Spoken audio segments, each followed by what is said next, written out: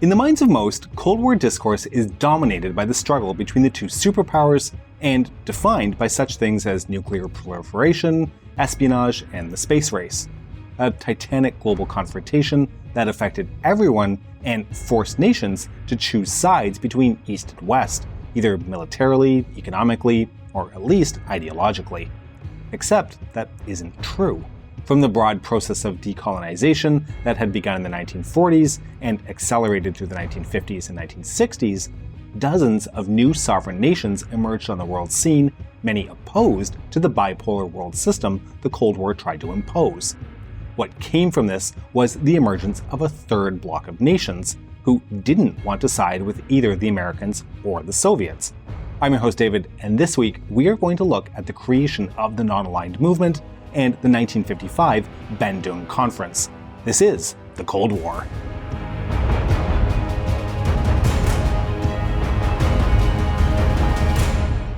If traveling is your hobby and you like to make fun videos, the sponsor of today's video, Filmorigo, is a great app to have on your phone.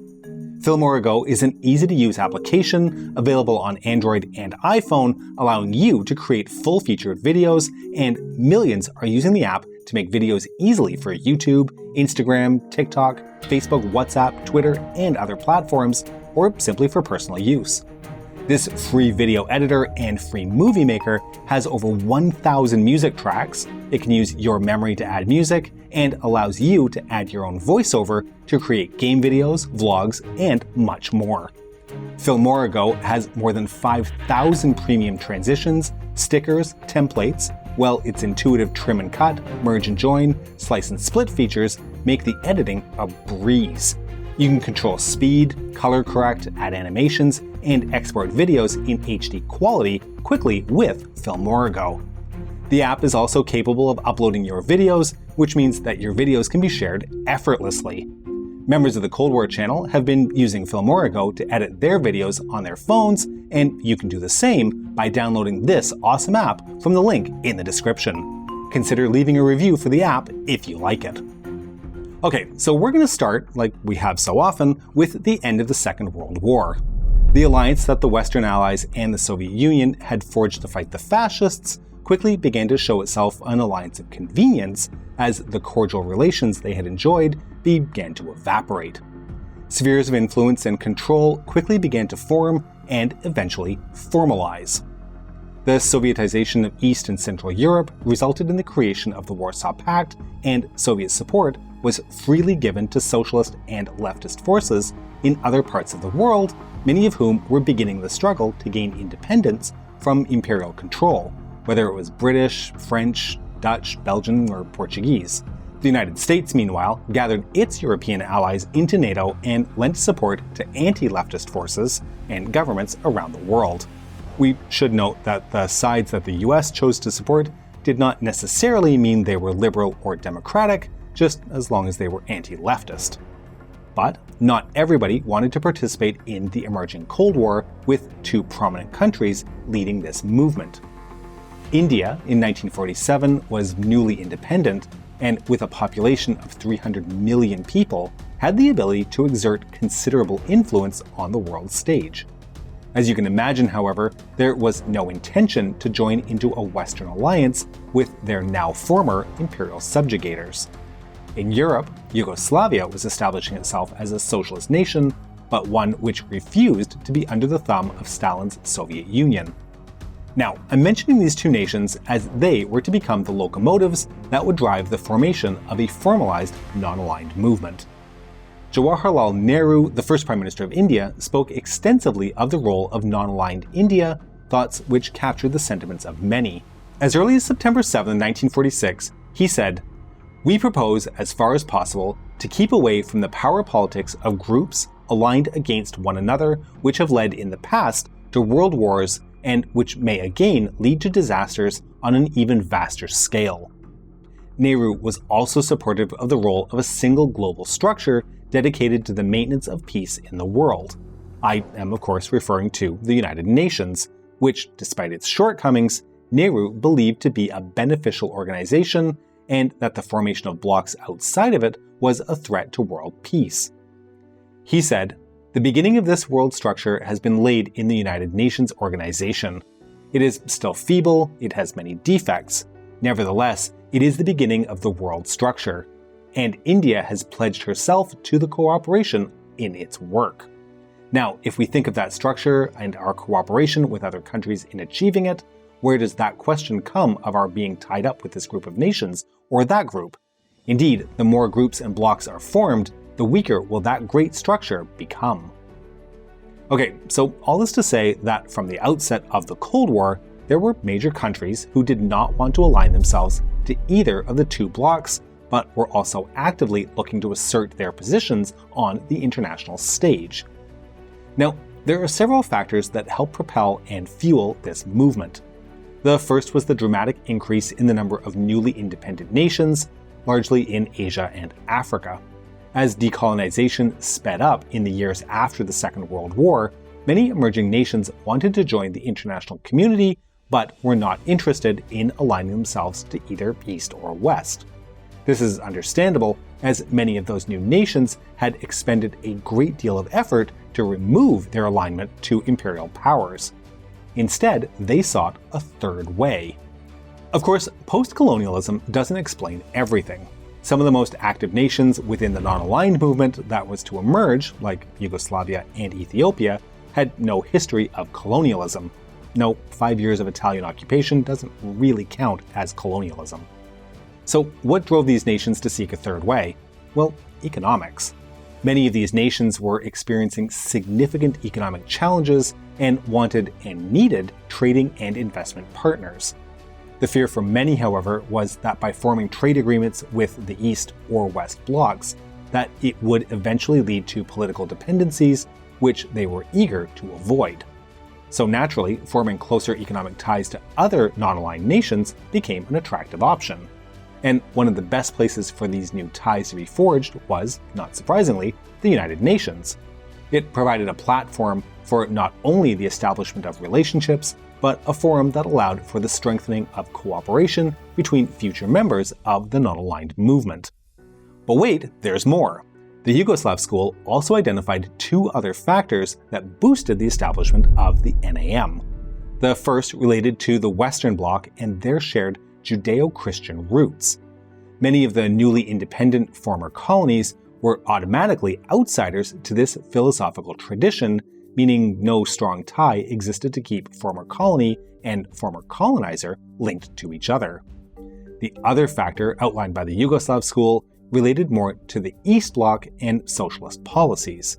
While many nations looked to a socialist path for their future development, they did not want to give up their autonomy to Moscow. This was a two-way street as well. Moscow, especially in the Stalinist years, was not overly tolerant of dissent among its allies and satellites. As such, their membership in the Soviet bloc would have been rather problematic. So we can conclude that there was broad and growing interest from many countries to becoming involved on the international stage without becoming entangled in the Cold War framework that we often think of as being omnipresent. One of the earliest meetings demonstrating this interest was the Asian Relations Conference, held in New Delhi in March and April of 1947.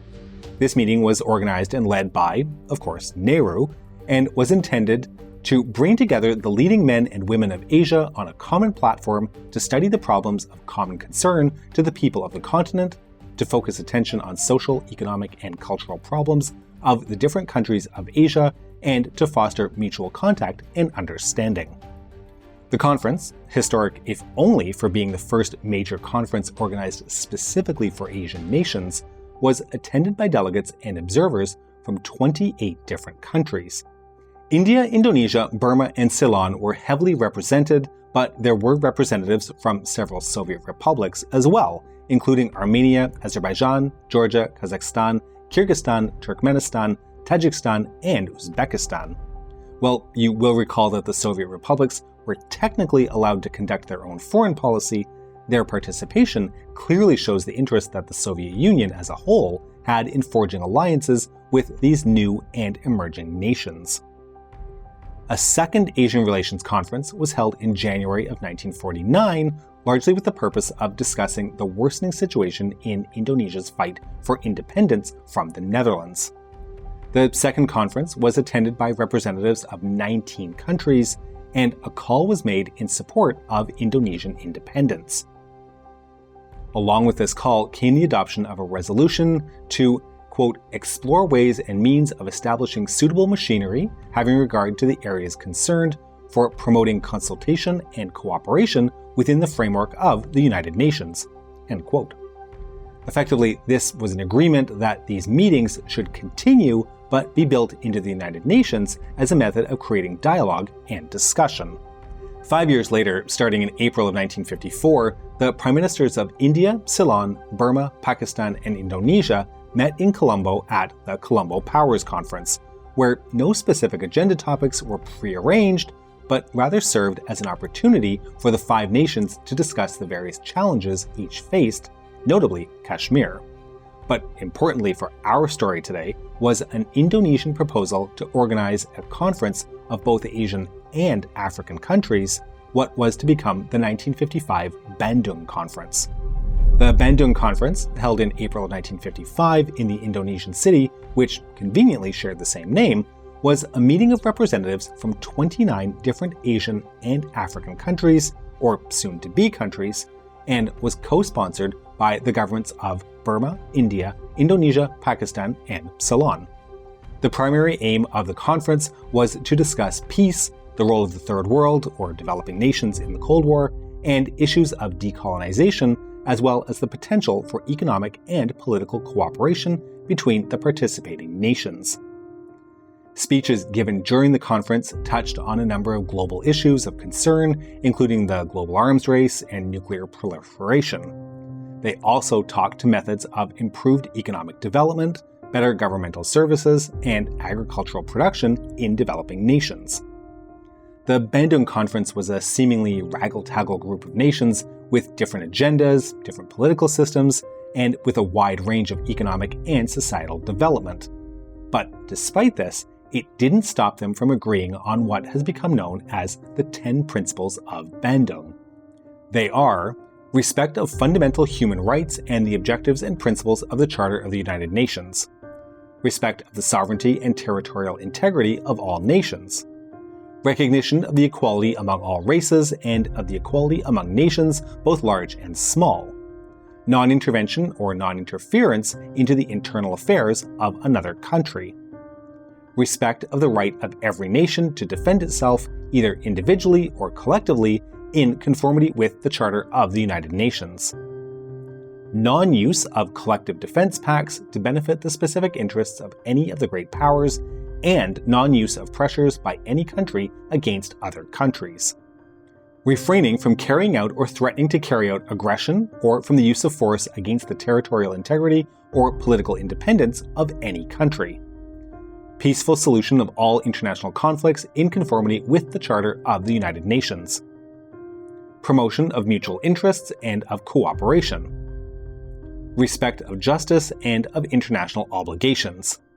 You can see clearly from these principles the value the declarants placed on not only autonomy and nonviolence, but also on the use of existing international bodies, specifically the United Nations, to achieve mediated solutions to international conflicts. From the perspective of Cold War politics, these 10 principles would have looked like a shining city on a hill to any nation wishing to avoid superpower entanglements. Recent events in places like East Germany, Guatemala, Iran, and Korea would have loomed large in the minds of many. Now, the Bandung Conference is widely seen as the immediate precursor to the foundation of the non-aligned movement. But those of you who already know this story are aware that one major player in the non-aligned movement was not present at Bandung in 1955. That's Yugoslavia. Yugoslavia, as we've covered in several episodes already, was a socialist nation, but had somewhat messily divorced itself from Moscow in 1948. In the wake of that breakup, it became clear that on the international stage, Tito's Yugoslavia most often sided with countries like India and Indonesia in its voting record in bodies like the United Nations.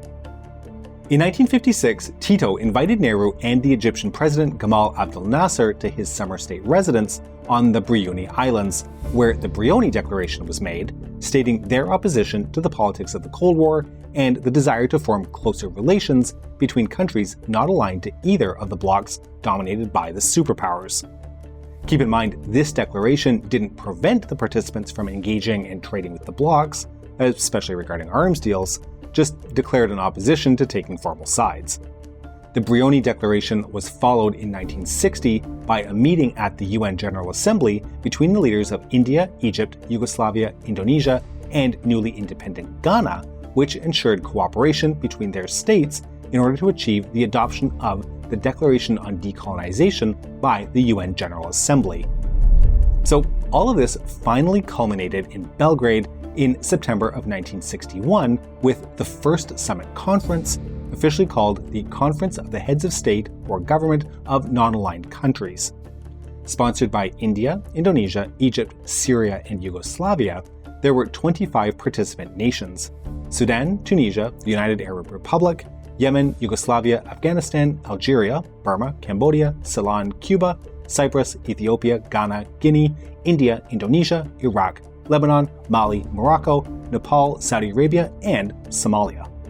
In addition, there were observer nations in attendance, including Brazil, Bolivia, and Ecuador, as well as representatives from trade unions from countries like Japan. The result of the summit was the Declaration of the Non-Aligned Movement, although it is interesting to note that the specific name, which we're now also familiar with, wasn't actually formally used until 1976. The choice of the word movement should also be taken into consideration. It was favored over the word organization, as people involved were keen to avoid the bureaucratic implications associated with an organization. Now, all of this that I've been talking about has been the events and perspectives of those inside the NAM. But how was it all being viewed by the two nations whose power blocs had spurred the creation of the third bloc, who wanted to remain apart from both of them? Well, let's start with the United States. Initially, Washington, D.C. viewed both the Bandung Conference and the NAM with a great deal of caution. The generally left-leaning ideologies held by most participating nations was obviously somewhat at odds with America's distrust of the left and their intentions. Additionally, the United States needed to tread carefully around the topic of decolonization. While they generally supported decolonization efforts, even actively supporting some, given that two significant colonizers, Britain and France, were primary allies of the United States, they wanted to tread carefully. As for the Soviet Union, they too struggled to come to terms with the NAM. While they shared the language and rhetoric of anti-imperialism and decolonization, which one could think would bring them closer together, that the NAM was formed primarily to avoid becoming entwined in the power blocs of the superpowers automatically prevented that. Additionally, Soviet actions in places like Czechoslovakia in 1968 was to demonstrate that Moscow's words regarding anti-imperialism were hollow at best. Okay, so with the creation of this third way, what impact did this have on the conduct of the Cold War itself? Well, despite the fact that the NAM has survived to this day, certainly outliving the Soviet Union, its impact on global affairs during the Cold War was negligible. Definitely, the major Cold War issues that developed since 1961 were handled by the East-West blocs and not the NAM. While it was a forum for discussion and a meeting place for cooperation for those who wanted, as well as a platform to criticize both East and West, ultimately the non-aligned movement lacked a positive cohesion that would allow it to act as a united bloc to effect change. Member nations were united not by a common ideology or a set of policies, but rather a desire to remain uninvolved from the larger global struggle. The Russian writer Yevgeny Matunin summed this up with his remark: "Near communists resided those who enjoyed killing and torturing. Near kings and sheiks resided actual cannibals. Some of the members of the movement endured almost a physical disgust towards the other." We hope you enjoyed today's episode, and to make sure you don't miss all of our future episodes, please make sure you're subscribed to our channel and have created a separate block of bell buttons that can openly criticize and critique the original bell button without actually getting involved in the pressing of that bell button. We can be reached via email at thecoldwarchannel@gmail.com, and we're also active on Facebook and Instagram at The Cold War TV. If you enjoy our work, your financial support would be greatly appreciated via Patreon at www.patreon.com/thecoldwar or through YouTube membership. This is the Cold War channel, and don't forget, the trouble with the Cold War is that it doesn't take too long before it becomes heated.